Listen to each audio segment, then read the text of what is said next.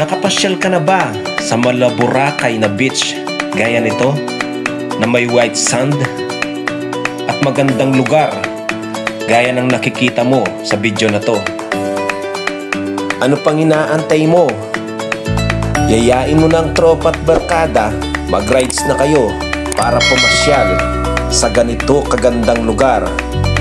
Tiyak hindi mo pagsisisihan kapag ikaw ay nakarating dito, dahil lahat ng makikita mo sa lugar na to ay napakaganda.